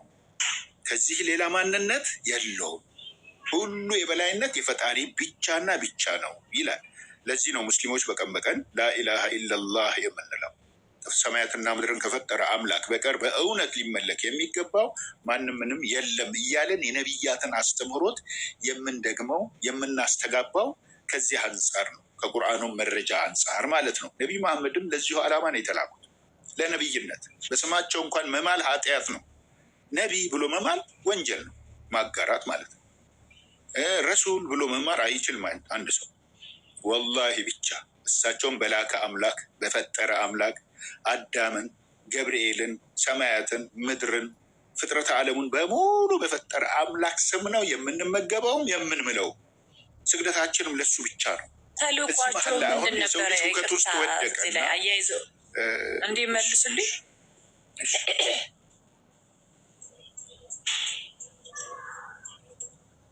ተልኳቸው ምንድን? ነቢያቶቹን በየዘመኑ ሲላኩ የነበሩ ነቢያቶቹን ተልኳቸው ምንድን ነው? እሺ፣ አመሰግናለሁ። አምላካችን አላህ ምን ይላል? ለዚህ ቁልጭ ያለ መልስ። አንቺ ጥያቄ ራሱ በጣም ቁልጭ ያለ ጥያቄ ነው፣ ደስም ይላል። በየዘመናቱ ስትይ ቁርአን ውስጥ አለ ይሄ ቃል ራሱ ምን ይላል?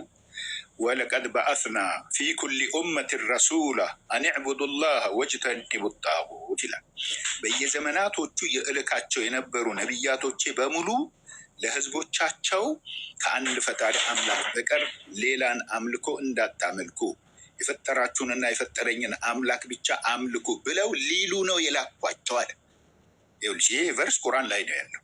ወለቀድ በአስና ፊ ኩሊ ኡመትን ረሱል፣ በየዘመናት ለነበሩ ህዝቦች ነቢያትን ስልክ የነበረው የኔን አንድነት ሊያስተምሩ ጣዖታትን እንዲርቁ ብቻ ላስተምሮት ነው የላኳቸው ይላል። ይሄ ነው ባጭሩ። መለስኩልሽ። ነቢያቶቹ እሺ፣ ነቢያቶቹ ይሄንን አንድ ፈጣሪ ብቻ ነው ማለት ፈጣሪ አንድ እንደሆነ ዓለም እኮ ያውቃል። ፈጣሪ እኮ 2 3 እኮ አይደለም፣ አንድ ነው ፈጣሪ። አንድ ፈጣሪ መሆኑን እኮ ያውቃሉ። በተለይ በብሉይ ኪዳን የነበሩ እኮ ሰዎች የኦሪትን ስርዓት እኮ አንድ ብቻ ስላሴ የሚለው ከመጣ በአዲስ ኪዳን ነው፣ ከክርስቶስ ልደት በኋላ ነው ስላሴ የተባለው። እና አንድ አምላክ ነው በማለት ነበር የሚያመልኩት። አንድ አምላክ ነው ለማለት ያ ሁሉ ነቢያቶች ሲመጡ አንድ አምላክ ለማለት ብቻ እንዴት ይሄ አንድ አምላክ ነው ያውቁታል። አንድ አምላክ መሆኑን ያውቁታል። በቃ አንድ አምላክ እኮ ነው ፈጣሪ፣ አንድ አምላክ ነው። እና ለሰዎች አንድ አምላክ ነው ብሎ ለመናገር እነዛ ነቢያቶቹ ያን ያህልን ያስኬዳል። ለምን በይ አዳም በነበረበት ወቅት ከአንድ ፈጣሪ አምላክ በቀር አይመለክም። እስከ ማን? እስከ ኖህ ድረስ። ኖህ ከመጣ በኋላ ኖህ የተላከበት ዋነኛው ምክንያት እንግዲህ የነቢያቶች የአስተማሪ ነቢያት ቀዳማይ የሆነው አስተማሪ ኖህ ነው። 950 ዓመት በሃይማኖት አገልግሎት ወይም በሰበካ አገልግሎት ላይ እንዳሳለፈ ይታወቃል። ከ1000 በላይ እድሜ እንደነበረው ይነገርለታል ቁርአን ታሪክ ላይ። ነቢይላህ ኑህ ይባላል። እሱ የተላከላቸው ህዝቦች መጀመሪያ ወድ፣ ስዋዕ፣ የጉስ፣ የዑቅ፣ ነስር የሚባሉ ይሄ የሰዎች የጻድቆች ስም ነው። ይቅርታ ሰይጣን ምን አደረገ? ይቅርታ እዚች ጋር ይቅርታ ማለት ነቢ ማለት ይቅርታ ማነው? አዳም ነው ያሉኝ። አደም ነው። ከዛ ከገነት የወጣው አደም ነው ሌላ አደም ነው? አዳም ማለት አደም የምንለው አደም። እሱን ራሱ ነብይ ነው። ለህዝብ ተናግረዋል። በነብይነት አገልግለዋል። አደም ጥሩ አገልግለዋል ማለት ነው። አደም ራሱ ነብይ ነው። በነብይነት እንደተሾመ እስልምና ያስተምራል። እንዴ ለምሳሌ ማለት ቆይ እስኪ ችግር የለም ማለት ዘፍጥረት ላይ አደም ማለት ልጆቹ ቃየልና ቃየልን ይሰማል። ሀሰንዬ አትግባብ። ቆይ ሊያስተካክል የፈለገው ነገር አለ። አዳምጪ ቆይ ላስተካክል የምፈልገው ነገር ምን አለ እኔ ብገባ ማለት እሷ ትንሽ ረፍት ብታደርግ ከኔ ጋር ቢያወራ ከኡስታዝ ጋር መጨረስ የጀመርነውን እንጨርስ። ቆይ አንተ ጋር በሌላ ቶፒክ ልናወራ የጀመርነውን እንጨርስ። አይ ደስ ይለኛል ብናወራ እና ጢሞቴዎስንም እየጠቀሱ ነበር። ጳውሎስን እያጣጣሉ እንደገና ጢሞቴዎስን ኡስታዝ ነው የምትሉ ኡስታዝ ነው። ከእሳቸው ጋር እንቀጥል። ቆይ ትንሽ እንጨርስ። አሁን ያወራ ነው አሁን ነቢያት ስለ ነቢያቶች እና አዳም ጋር ነሽ እንዳትሳሳች። እና አንዴ ግን ለሀሰን ስጭው እስኪ ሀሳብ ይስጠን አንዴ። ፀሐይ ሀሰን ቀጥልና ቶሎ አሳፍርላት። እሺ አክስቴ ፀሐይ ምን መሰለሽ ኡስታዝ የሚመልሱልሽን ያው የእናንተን የክርስትናውን አንቺ በደንብ ስለምታውቂው እሳቸውም ስለሚያውቁት የምትጠይቂያቸውን ጥያቄ በእስልምና መልኩ ይመልሱልሽና አንቺ ስሚውና ከበኋላ ስትወጪ ያው የሁለቱንም ዛሬ የእስልምናውን ስሚውና የእናንተውን አንቺም ስለምታውቂው ኡስታዝም ስለሚያውቀው የእናንተን ብዙ ምንትን የሚል አይኖረውም። አሁን ዝም ብለሽ እሳቸው የሚሉትን የእስልምናን ስሚውና ኢንሻአላህ ወስደሽም ከአንቺ ጋራ ዛሬ ከምትሰሚው ጋራ ታስተያይዋለሽ፣ ጊዜ እንዲቆጥብ ማለት ነው። ግን እንዳትረሳው ላስታውሳት በደንብ እንዲገባኝ የእስልምናም ራሱ አቶ መሐመድ የእስልምናም ራሱ እንዲገባኝ እየጠየቅኩ እዚህ ጋ ምንድን ነው አብራሩልኝ ያልኩ ይፈቀድልኛል እንደዛ ለማለት። ለምሳሌ አደም ብሎ ስለ አደም ሲነግሩኝ አደም መቼ ነው ነቢይ የሆነው? ማን የሸመው? የተሸመበት ዘመን ምንድን ነበረ? ምን ያህል ሰዎች ተወልዶ ነበር? ከኖህ ውሃ ጥፋት በፊት ነው ወይስ ከኖህ ውሃ ጥፋት በኋላ ነው? ሽመቱ ለነቢይነት የተሸመው ማን የሸመው?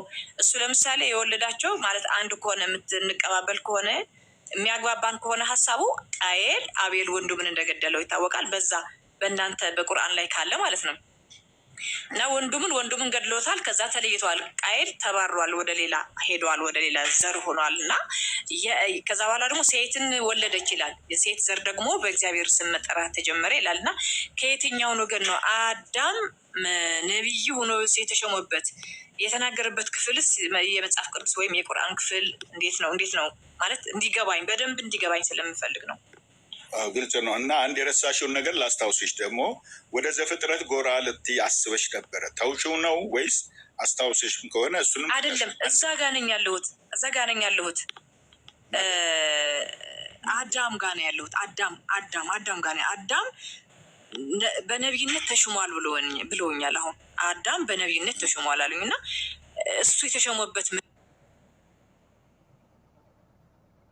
ያው ጋር ነው የተሸመው። አዳም በነቢይነት የተሸመው እሱን ለምሳሌ የኖህ ጊዜ ዓለም በውሃ ጠፍታለች አይደል? እንደዛ ይላል ቁርአናችሁ የሚል ከሆነ ዓለም በውሃ እንደጠፋች በኖህ ጊዜ መርከብ በተሰራበት ዘመን ይናገራል። ከዛ በኋላ ነው በነቢይነት የተሸመው? ከዛ በፊት ነው የተሸመው? ነቢይ የሆነው አደም ማለት ከገነት የወጣው አደም የመጽሐፍ ቅዱስ ከገነት የወጣ አዳምን ወደ 800 ነው 900 ዓመት ኖረና ሞተ ነው የሚለው እንጂ ተሽሞ ነቢይነትን አገልግሎ ለህዝቡ ሄዷል። የትኛውን ህዝብ ነው ያገለገለው በዛ ዘመን የነበረውም እሱም አይገልጽም። ግን በቁርአን ሌላ መጽሐፍ የሚናገር ክፍል ካለ ሊያስረዱኝ ብዬ ነው። ስለ አደም ነቢይነት ነው። አደም ማለት በመጀመሪያ ነቢይነትን በተመለከተ ልንገርሽ አንድ ነገር። ነቢይ ሩሱል የሚባል እንደገና ኡሉል አዝም በማለት በሶስት ደረጃ ፈጣሪ ዘንድ የተቀቡ የተሾሙ ወገኖችን በሶስት ደረጃ ያስቀምጣቸዋል። ነቢይ የሚለው ለራሱ ብቻ ነቢይነትን የተላካለ፣ ለወገኖቹ ብቻ ነቢይነትን የተላካለ። ነቢይም ሙርሰልም የሚባል አለ። ደግሞ ነቢይም መልእክተኛም የሚባል አለ። እሱ ደግሞ ለሌሎችም ህዝቦች በሰፋ የተላከ የፈጣሪን ህግጋት የሚያስፈጽም ነቢይም ሙርሰል ይባላል። ኡሉል አዝም የሚባለው ደግሞ ችግርን ገፈት ቀማሾች ከነሱ ውስጥ በኢስላም ውስጥ ብዛታቸው 5 ናቸው። ኖህ፣ አብርሃም፣ ሙሳ፣ ዒሳ እና ነቢዩ መሐመድ ኡሉል አዝም የሚባል ነቢይም ናቸው፣ ሙርሰሎችም ናቸው፣ ኡሉል አዝም። አሁን ወደ ነቢይ እንምጣና አንድ ሰው ለብቻው በነቢይነት ሹመትን ይሰጣል። ለህዝብም ሊያስተምርም ይሁን ለቤተሰቡም ይሁን ለራሱ ብቻ ይሁን በነቢይነት ይሾማል ማለት ነው። አሁን ግን ወደ አዳም ስንመጣ ወአደሙ ዓለይህ ሰላም ሚን አንቢያኢ ላሂ ተዓላ ወሩሱሊህ አለዚነ አውሃ ኢለይህም ቢሸርዒህ። አደም በራሱ በነቢይነትም በሙርሰልነትም ተሹሟል፣ ተልኳል ነው የሚለው። እስልምና ላይ እንደዚህ አይነት አስተምሮት አለ ማለት ነው። በምን አዘዛቸው? ሰዎችን ፈጣሪን ብቻ እንዲገዙ ከሱ በኋላ ያሉትን ልጆቹን ጨምሮ እስከ ኖህ ያለውን በዚህ መልክ እሱ እንዲያስተምር እንዲነገር ህዝቦቹን እንዲገስጽ በነቢይነት የተላከ መሆኑን ይነገራል። ለምሳሌ አሁን እሱ አደም ወቅቱን ልነግርሽ ነው። ቆይ የጠየቅሽኝን አትርሺ። ከምን አንድ ላይ ይዤዋለሁ። አደም ለምሳሌ በቅጣት ከገነት የወጣ ነው። አደም በቅጣት ልጨርስልሽ፣ የጀመርኩትን ልጨርስ። ፀሐይ የጀመርሽ ጥያቄውን ይመልሱ። መጨረሻ ላይ እኮ ነው። ወቅቱን አልመለስኩልሽም፣ ጊዜውን አልመለስኩልሽም። ጊዜው የእሱ ከኖህም በፊት ነው። ከኖህ በፊት ነቢይነት እንደነበረው ተገልጿል። ከኖህ በፊት አንድ ፈጣሪ አምላክ ብቻ ይመለክ እንደነበረ፣ ከዛ በኋላ ከአደም ህልፈት በኋላ ህዝቦች ወድ፣ ስዋ፣ ዒቁስ፣ የዑቅ፣ ነስር በሚል ስም የነበራቸውን ወገኖች ሞቱ፣ ወስደው ቀበሯቸው።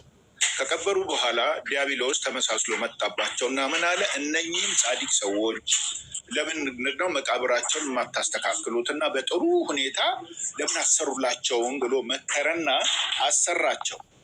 ከጊዜ በኋላ ገኖህ መምጫ አካባቢ ላይ ይህንን ነገር እኮ ቀደምት አባቶቻችሁ ደረጃቸው ይሄ ነበረ፣ ስለዚህ እነሱን ለምን አታመልኩም ማለትና የተኮላሽ የሆነን አስተምሮት ነገራቸው። እነሱ ደግሞ ወደዛ አምልኮት ጣዖት አምልኮት ላይ ተሰማሩ። ኖህ የተላከላቸው ለነሱ ነው። በዚህ ጊዜ ኖህ ምን አላቸው?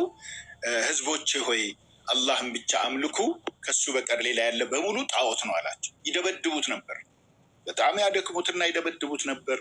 በኋላ ነው ኢኒ ዳዕውቱ ቀውሚ ለይለን ወነሃራ፣ ጌታዬ ሆይ ህዝቦቼን ሌሊትም ቀንም ጠራው፣ ሰበኩ፣ ነገርኩ፣ አስተማርኳቸው።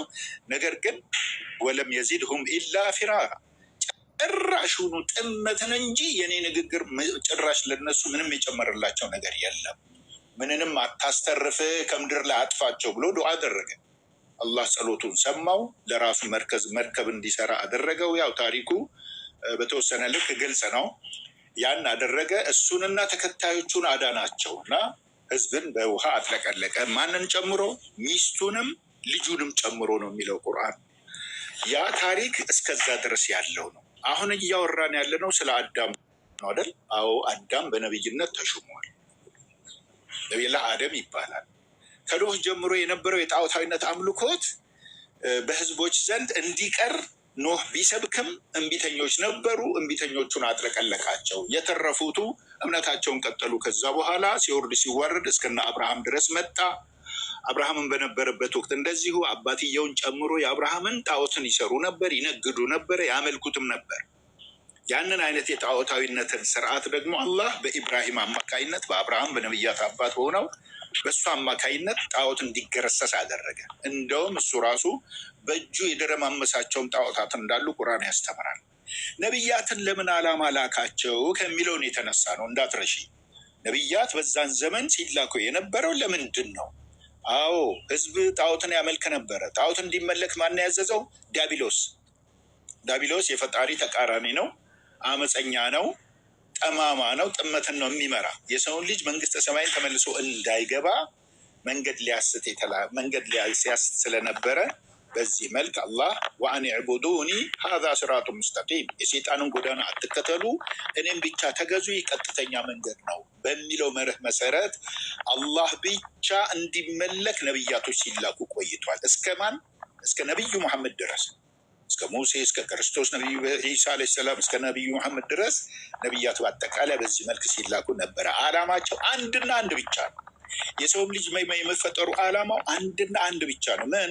ወማ ኸለቅቱል ጂነ ወልኢንሰ ኢላ ሊያዕቡዱን ይላል ቁርአን ምዕራፍ 51 ቁጥር 56 ላይ ሰውን የፈጠርኩት እኔም ብቻ ሊያመልከኝ ነው፣ ለሌላ አላማ አልፈጠርኩትም ብሏል።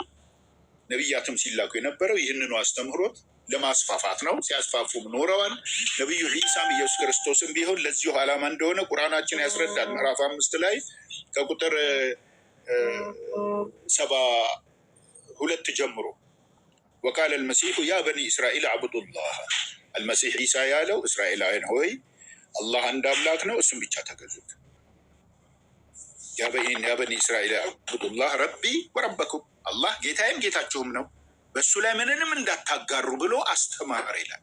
ያ ሲወርድ ሲወረድ መጣ ማጋ? ነቢዩ መሐመድ ጋር መደምደሚያ ናቸው። ከእሳቸው በኋላ ሌላ ነቢይ አይመጣም። እሳቸውም ይህንኑ መልእክት ነው ያስተላለፉት። ህዝቦቼ ሆይ አላህ ብቻ ተገዙ። ምንድን ነው? ያ አዩሃ ናስ ዕቡዱ ረበኩም አለዚ ኸለቀኩም፣ ህዝቦቼ ሆይ የፈጠራችሁን አምላክ ብቻ ተገዙ።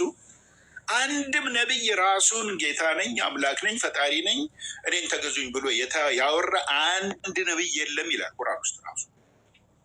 ከዚህ አንጻር ነው የነቢያቶች መልእክተኝነት ለአንድ ፈጣሪ እስኪጨርሱ መሀል ላይ እንዳልገባ ልከዋል የምንለው እንዳረብሽ ብዬ ነው። አሁን ቅድም ያወሩትን ከኖህ ጋር እያይዘን ያወሩትን እኔ የአዳም ነው የጠየቅኩኝ፣ እርሶ ደግሞ ያወሩልኝ በኖህ ጊዜ የነበሩትን። መጀመሪያ መነሻ ኖህ ነበረ። አንቺ አቋርጠሽኝ እኮ መሀል ገብተሽ ነው። ኖህ እኔ አዳም ነቢይ ነው ብሎ ስለነገሩኝ የአዳም ሽመት እንዴት ነው? አዳም ከገነት የወጣ ነው ወይስ ሌላ አዳም ነው ስሎት፣ እሱ ራሱ ከገነት የተባረረውን ያው አዳም ነው አሉኝ። እሱ አዳም ከገነት የተባረረው ደግሞ እንዴት ነው ነቢይ ነኝ አይልም? ማለት ከገነት ተባረዋል፣ ውጣ ተብሏል። ገነት ላይ አንዱ ከሆነ ባለፈው ማለት ትንሽ እየነካካን ነበር ከሀሰን ጋራ። ከገነት ላይ ያቺ ሞትን የምታመጣ ፍሬ ከበላ በኋላ ነው እንግዲህ ውጣ የተባረረው ከገነት ተዘግታለች። እና ከተባረረ ውጣ ከተባለ እሱ ምንድን ነው ማለት ነው? ኃጢአተኛ ነው ማለት ነው። ምክንያቱም ሞትን ይዞ የወጣ ነው። ሞትን ትሞታለህ ነው የተባለው። የሞትን ፍሬ በልቷል፣ ያንን ሞት ይዞ ወጥቷል። ስለዚህ ይሄ የተረገመ ነው ማለት ነው።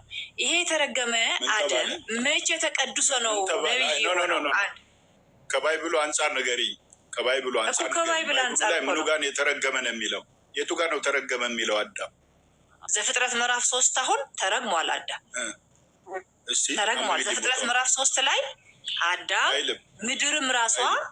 ምድርም ሴትየዋም አዳምም ፀሐይ ረስተሽ ከሆነ ነው እንጂ ረስተሽ ከሆነ ላስታውስሽ እንጂ አዳም ተረገመ አይልም እዛ ቦታ ላይ። ዘፍጥረት ምዕራፍ 3 ከቁጥር 1 እስከ 16 ስታነቢ የተረገመ እባቡ ነው እንጂ እና መሬት ተረገመች የሚል እንጂ አዳም ተረገመ አይልም። አንብቢልኝ፣ ግቡና አንብቡ። ይኸው ጥቅሱን ሰጠኋችሁ እኮ ዘፍጥረት ምዕራፍ 3 ከቁጥር 1 እስከ 16 ድረስ ይነበብ፣ ችግር የለም። እኔም ላነብልሽ እችላለሁ።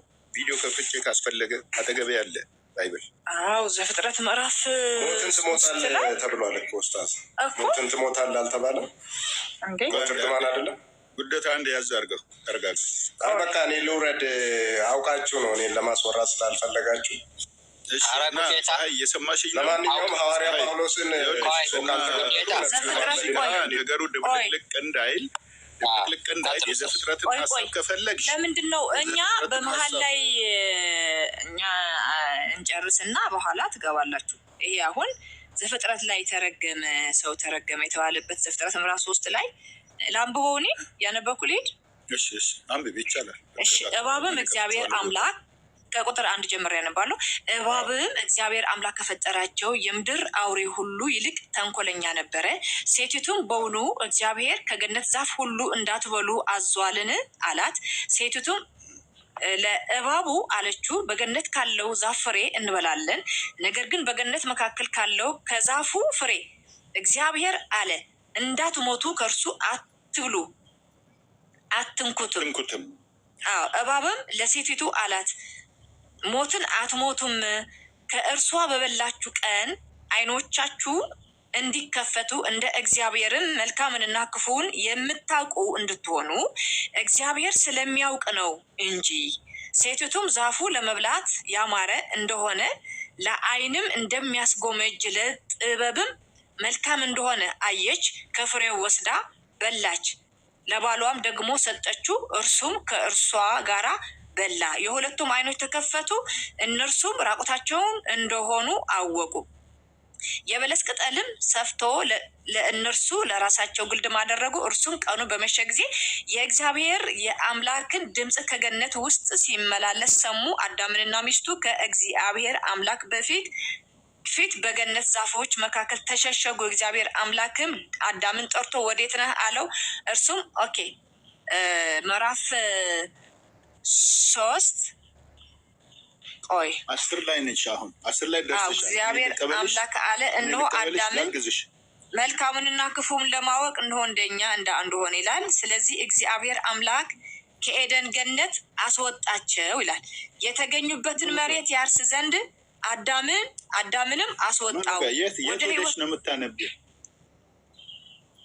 ቆይ እስኪ ሌላ ቦታ ሄድሽ። 9ኛው ቁጥር ላይ ደርሰሻል። ፀሐይ ለእኔ ልቀጥልልሽ። ቆይ ዘፍጥረት ምዕራፍ 3 9ኛው ላይ ነሽ። እግዚአብሔር አምላክም አዳምን ጠርቶ ወዴት ነህ አለው። እርሱም አለ 10ኛው ላይ ማለት ነው፣ በገነት ድምፅህን ሰማሁ፣ ራቁቴን ስለሆንኩ ፈራሁ አለው። ተሸሸኩም አለው። እግዚአብሔርም አለው፣ ራቁትን እንደሆንክ ማን ነገረ? ከእርሱ እንዳትበላ ካዘዝኩ ዛፍ በውኑ በላህን? አዳምም አለ ምን አለ? ከእኔ ጋር እንድትሆን የሰጠኸኝ ሴት እሷ ከዛፉ ሰጠችኝና በላሁ አለው። እግዚአብሔርም መልሶ 13ኛው ላይ ምን አለው? እግዚአብሔር አምላክም ሴቲቱን ይህ ያደረግሽው ምንድን ነው አላት። ሴቲቱም አለች፣ እባብ አሳሳተኝና በላሁ አለች።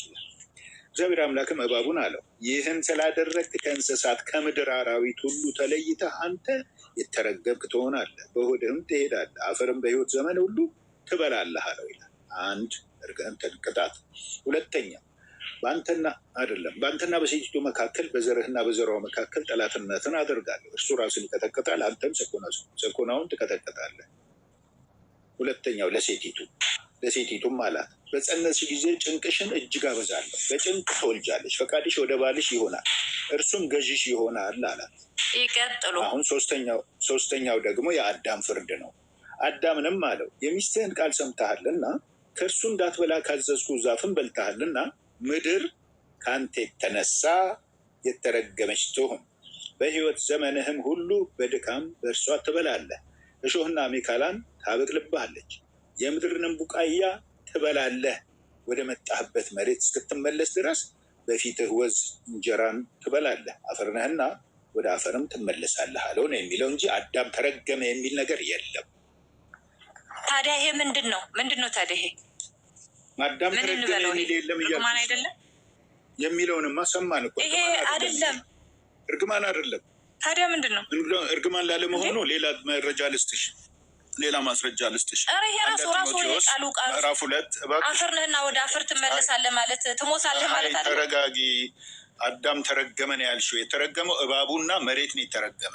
አዳም ግን እንደውም ወዛም እንጀራ ትበላለህ እየተባለ እንዴ መሬት ነች የተረገመችው እንጂ አዳም ተረገመ ይላል እንዴ?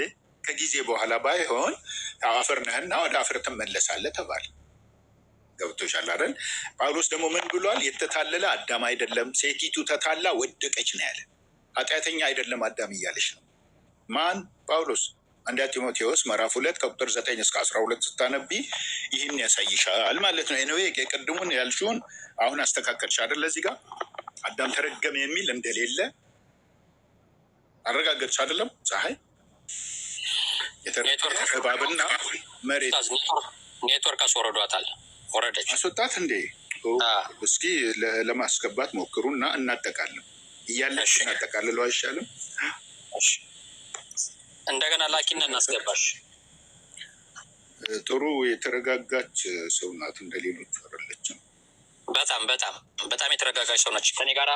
ከእኔ ጋር አውርተን እናውቃለን። በጣም በጣም በጣም ጨዋ ነች። ማሻአላ አላህ ሂዳያውን አይንፈጋት። ዱዓ አድርግለት ኡስታዝ። ሄደውን በጎ መንገድ አላህ ለሁላችንም ይወፍቀን፣ ለእሷም ይወፍቃት ኢንሻአላህ። ኦኬ ተመለሱ። ፀሐይ እሰማለሁ። አልተመለሰችም። ነይና ማጠቃለያ ሰርታችሁ ተመለሰች። ጥሩ ቀጥሉ። እያየዋት ነው። እና ወደ ጠየቅሽኝ ልመለስ፣ ወደ ዘፍጥረት አንቺ ነሽ የመለስሽኝ። እና ይሄ አሁን እርስዎ ያሉኝ አላማው ምንድን ነው? አሁን ያነበው ነው። እሱን ራሱን ሌላ ጋር ሳንሄድ ማለት ነው። እሺ በአንተና በሴቲቱ ላይ በአንተና በሴቲቱ መካከል በዘርህና በዘሯ መካከል ይላል። አሁን ይሄ በሴቷና በእባቡ መካከል ነው አይደለም? በአንተና በሴቲቱ መካከል በዘርህና በዘሯ መካከል ጠላትነትን አደርጋለሁ፣ እርሱ ራስህን ይቀጠቅጠሃል። ሴቲቱ ማናት? እዛው ያለችው ሔዋን ነቻ። ሔዋን ናት። እሺ አንተ የተባለው ማን ነው? አንተ የተባለው ማን ነው? መጀመሪያ ለሶስቱ አይደለ? ሶስቱም እኮ ነው። ምድርም ይኸውልዎት አቶ መሐመድ አዳምም ሚስቱ ሔዋንን እና ምድርን ነው እኮ እዚህ እየተፈረደ ያለው ፍርድን ብይን የተሰጠበት ነው የምንለው እዚህ ጋር ምዕራፍ 3 ላይ። ስለዚህ ምን አለ? ቆይ እንትን ልበለው፣ ሰምቼዎታለሁ ግን ቃሉን እንያዘው ብዬ ነው። በአንተና በሴቲቱ መካከል በዘርህና በዘሯ መካከል ጠላትነትን አደርጋለሁ፣ እርሱ ራስህን ይቀጠቅጠሃል፣ አንተም ሰኮናውን ትቀጠቅጣለህ አለ። ለእባቡ ነው የተነገረ ያለው። ለሴቲቱም በሁለተኛ ደረጃ ማለት ነው። በጸነሽ ጊዜ ጭንቅሽን እጅግ አበዛለሁ፣ በጭንቅ ትወልጃለሽ፣ ፍቃድሽም ወደ ባልሽ ይሆናል፣ እርሱም ገዥሽ ይሆናል። ራሱ ርግማን ነው።